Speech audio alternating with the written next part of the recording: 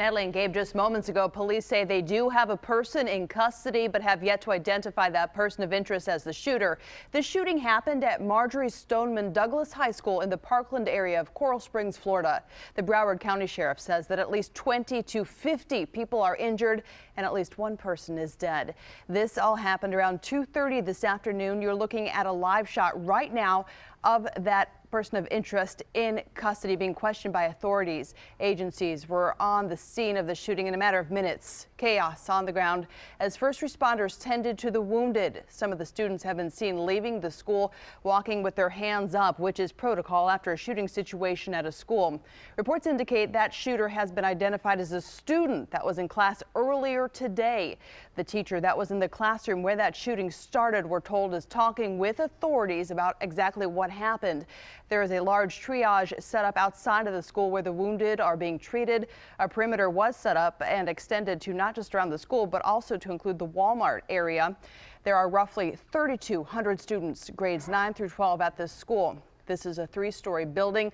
Police and SWAT were going floor to floor as they were searching for that suspect. Once again, early reports indicating that 20 to 50 people injured, at least one person dead. But Senator Bill Nelson of Florida is saying he's heard there are more deaths. And this is once again a live picture of police with that person of interest in custody in the situation. They've said that they need to take this person of interest in for questioning. They're going to take him to the local police department and continue questioning about exactly what unfolded today at that high school, but certainly a very chaotic situation. Still a lot of details to piece together. This investigation in its infancy. We're going to continue monitoring the situation in South Florida and keep you updated. We've had to talk about this kind of story for so many years now. It's so often.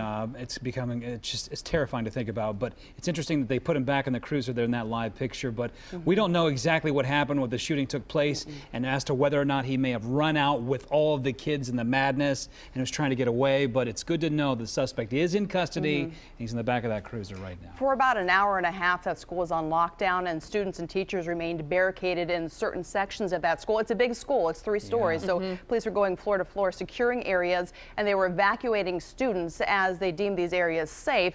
But the whole time they were unsure if that student was still inside the school, the gunman. But then we're told that they did take that suspected shooter into custody a few miles away from where that school is. A horrific and devastating scene today. Officials saying in a press conference just moments ago, 17 people were killed. That shooting suspect has been identified as 19-year-old Nicholas Cruz. He was taken to the hospital and stayed there for about an hour, but was recently transported from the hospital along with a heavy police escort. Officials say of the dead, 12 were inside the building, 2 killed outside, 1 on a nearby road, and 2 died in the hospital. No word yet on a motive. This all happened at Marjorie Stoneman Douglas High School in the Parkland area of Coral Springs, Florida, around 2:30 this afternoon. Students say as they left the building, they saw dead bodies and blood everywhere. An absolutely horrific and haunting scene. Many saying they thought the loud popping noises were Valentine's Day balloons popping as there were numerous parties going on inside the school.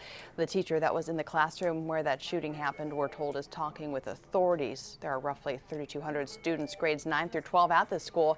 This is a 3-story building, a very large school, and right now police are going through the building looking for any more students or teachers that might need help or are possibly hiding. Students say it was terrifying. It's just different when he heads home, you know. Police say the suspect had been searching the internet for instructions on how to make bombs, so they are doing their due diligence checking that school. Once again, that suspect, 19-year-old Nicholas Cruz, officials confirming 17 dead today. Just awful. All right.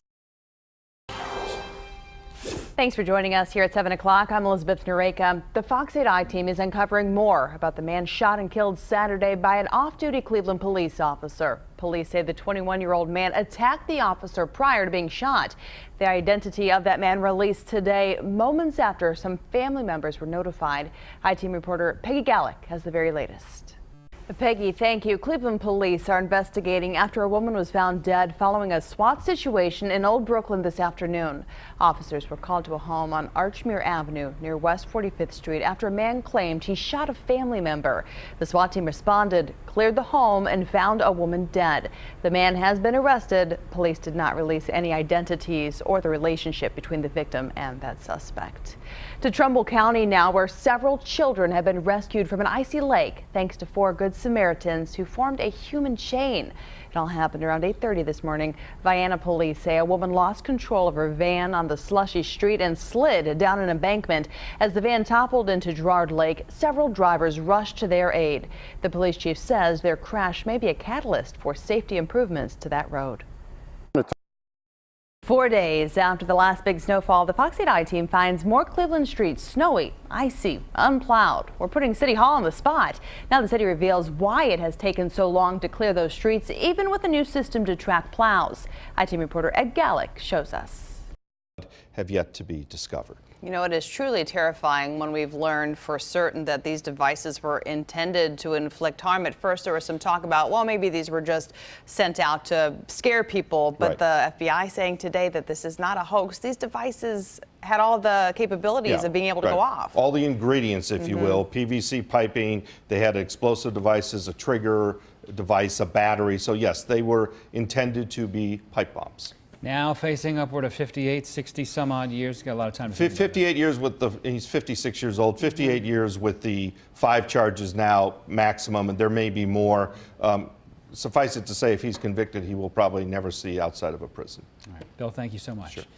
Back here locally, a security situation at Hopkins International Airport gets 2 Cleveland officials in big trouble. Suzanne Stratford live now at the airport with what we know. Suzanne? Right, and of course, we'll get to the bottom of it. Anytime there's anything having to do with security, they take these things very seriously, and you have to. You absolutely have to in today's day and age. I mean, even just what you just were talking about, with everything going on, you absolutely have to take it seriously.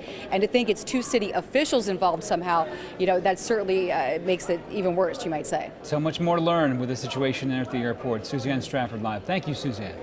Investigators have now captured an inmate after an escape at a lockup near downtown, a facility where the I-Team exposed chronic security problems. I-Team reporter Ed Gallick live with the very latest for us. Ed? An arrest and more. We all know that kids today, they just love technology, but can they recognize the gadgets and gizmos that you used to use? It looks cool, but I don't know what it is. Monday on Fox 8 News in the morning, we are giving your kids a tech test.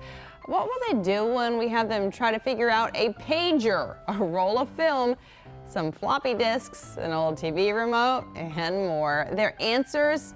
Priceless. See what happened Monday morning only on Fox 8 News. Looking forward to that, but then, ask those kids right there, can you help me download an app? Oh, Done. absolutely. They know way more about technology these days than we do, but ask them if they know what a Ditto machine is. Do you remember those? No. They had like the purple ink and they would print it out to do like math problems and stuff. Oh, yeah. Yeah. Just look at this. What's this, kids? Look at this little guy right here. See this little cord? Wonder what that is. Crazy. Still works, too. It still works. It'll be very interesting to see. Well, the last time the Browns faced the Steelers, the game ended in a tie. This time around, the Browns are looking for a better result, of course. Along with the warmer temperatures come those summer storms. Take a look at this video out of North Royalton this afternoon. No, that's not snow. A viewer capturing a hailstorm on camera, surprising a lot of folks today. A live look from our Fox 8 roof cam now, as most of that severe weather has moved out of the area, making way for some sunshine, some fog out there too. However, a severe thunderstorm watch still in effect for a few counties for the next couple of hours. Thanks so much for joining us for Fox 8 News at 7 o'clock. I'm Elizabeth Noreika.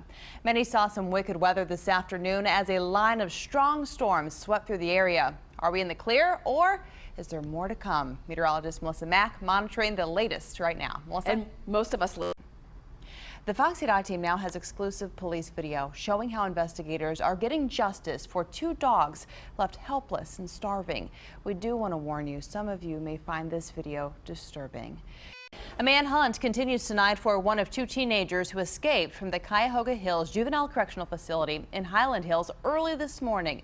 The other teen was captured hours after the escape by Cleveland police. Fox 8 News reporter Jack Shea has new video of the escapees shortly after they made their getaway.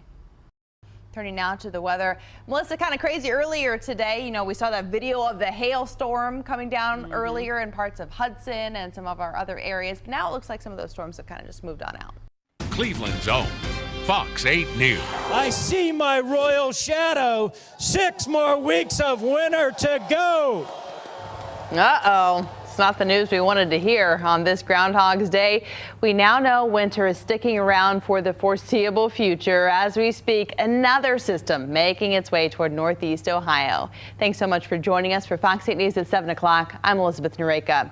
Noticeably colder today and with more snow on the way. Will Old Man Winter affect your weekend plans for Super Bowl Sunday, maybe? Andre Bernier standing in tonight with a first look at a very cold and snowy forecast, Andre. Elizabeth, guess what? I see my shadow out here. You do look like a groundhog with that hat on. Well, this is the groundhog. That's what happens. Oh, no. That's what happened to the groundhog when he... I'll let you know what we think coming up. All right, Andre, thank you. In the news tonight, a Cuyahoga County grand jury ruling today that 2 Cleveland police officers were not responsible for the death of a 37-year-old mentally ill woman who died in police custody. The Ohio Attorney General's Office Special Prosecution Section looked into Tanisha Anderson's November 2014 death.